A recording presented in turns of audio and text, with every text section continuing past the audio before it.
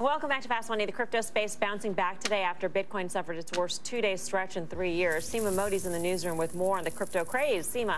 Melissa, it's definitely been a volatile week. After staging its biggest two-day sell-off in 3 years and losing half of its value, Bitcoin is rebounding and other cryptocurrencies are following suit.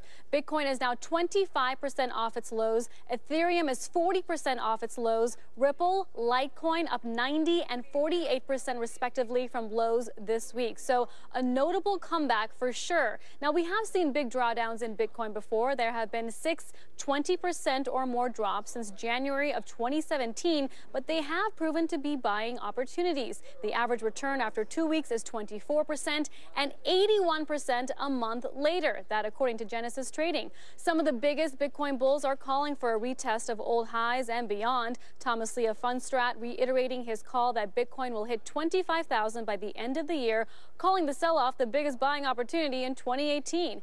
Dan Chiatoli of Bespoke still sees Bitcoin moving higher from here, but he's reducing his 2018 price target due to the recent correction from $30,000 to $40,000 to the $20,000 to $30,000 range, contingent on important upgrades like the Lightning Network, which he says could make Bitcoin transactions more efficient.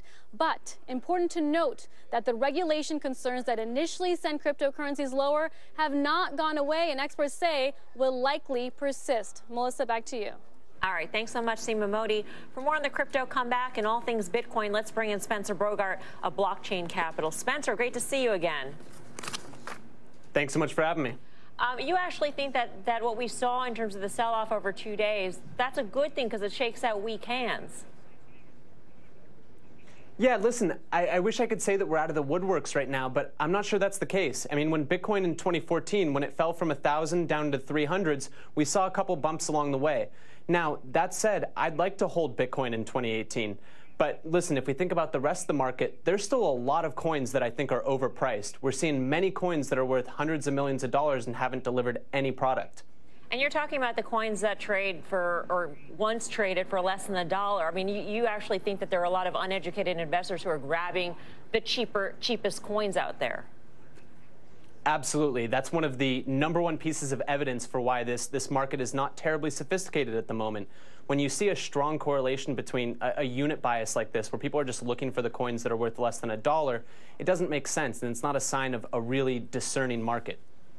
That's a really interesting point. You know, I was looking at that chart that Seema just had up there, all of those peak to trough declines from 13, 14, 15, that sort of thing. In your mind, are they comparable to what we just saw? Because back then, weren't they just real true believers there? And so the dips were viable. Now it's a much bigger market cap. And so at this point, there's a lot of speculators versus what was going on a few years ago. Does that kind of factor into this thought process a little bit? You know what? I'd actually disagree with that. I think that now in 2018, we have a lot of people that recognize that Bitcoin's not going away.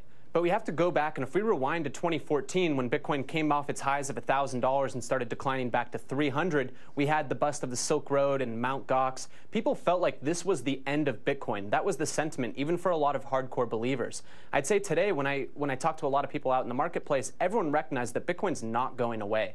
So there's a legion of people out there, an increasingly growing segment of people that see this as a great buying opportunity. And I definitely think that's the case with Bitcoin. It's not going away, you say, but you do say that there's competition. And these are some interesting analogies that I read in the notes from the producer, Spencer, that you think Bitcoin and Ethereum are basically like brother and sister. They can sort of coexist. But Bitcoin does have competition when it comes to Zcash and Monero. Is that because that's the transaction side of things? You know what? I think that the Zcashes and the Moneros of the world have a real place in this. I mean, we're getting a little bit deep in the tech here, but privacy is the other side of the coin of fungibility. So when I use my $20 bill at the local grocery store, they don't differentiate one $20 bill from another $20 bill, right? And that's an important feature of Monero and Zcash, some of these privacy coins, is that they're all treated equally. Potentially with Bitcoin, each of them has its own unique history and has its own unique set of owners that could be an asset or it could be a liability longer term. But it sounds like those privacy coins are begging for regulators to sniff around and maybe impose some rules around them. Sure. So I think that we need to think about privacy coins a little bit differently. It's not necessarily about let's conceal everything, but it's about selective disclosure. It's let's not expose everything to everyone in the world. Who wants to see who wants to open up their bank account for everybody in the world to see? But sure, if your significant other or if a regulator or somebody wants to see it, you might be okay with selectively disclosing that information. So I think that's really the holy grail of privacy coins. All right, Spencer, great seeing you again. Spencer Bogart, blockchain. All right, so let's trade this here.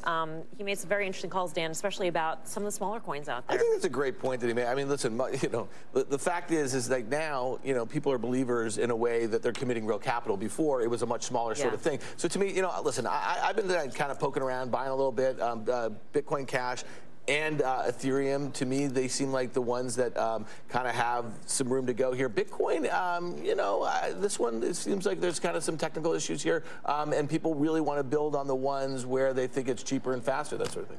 So, well, Bitcoin Cash, to what Dan's point is, I think is actually more interesting. This discrepancy seems to still be here for a while, although I think discrepancy in price? In price between Bitcoin Cash and Bitcoin. Right. Or the other way, I guess. But I think that should close. And then some of these ICOs, it's just the wild west of ridiculousness, for sure.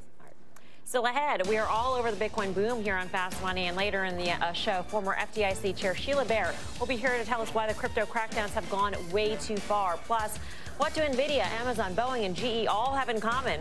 There are just a handful of stocks that analysts have been missing the mark on over the last year. So how reliable are these Wall Street research reports?